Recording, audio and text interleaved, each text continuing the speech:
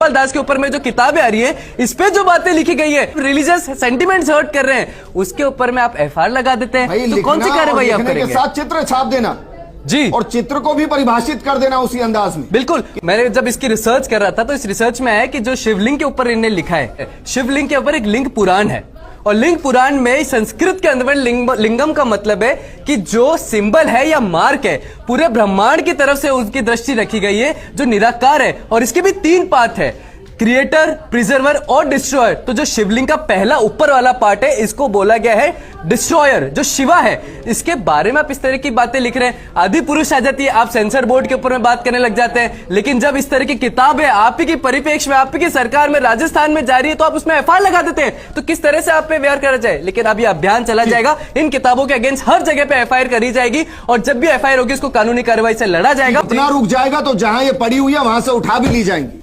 विजेंद्र जी देखिए, जब मैं आपकी डिबेट में आया, तब तक मैंने जब स्टेटमेंट दिया, उस पर एक्शन हुए और रिजल्ट हुआ।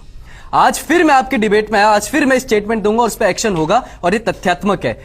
पढ़ने के लिए हिंदुस्तान का एक व्यापक इतिहास है। अगर आपके पास भी इस तरीके की गलती से घर में है तो इसका वही काम कीजिए जो मैं कर रहा हूं। मेरे लिए किताब इसी लायक है, मैं नहीं चाहता कि ना तो ये मेरे घर में रहे, ना ऑफिस में रहे, और ना कोई और इसको पढ़ पाए।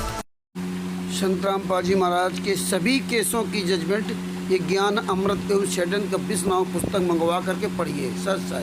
दास ने सत्संग किया तो भक्तों ने उसको संग्रह करके एक पुस्तक बना दी, ज्ञान गंगा।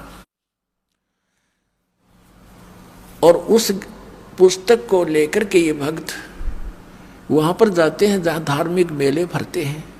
भक्ति सौदागर का संदेश ये बुक है, ये हमारे को बहुत ज्यादा कीमत में बनती है, यानी 20।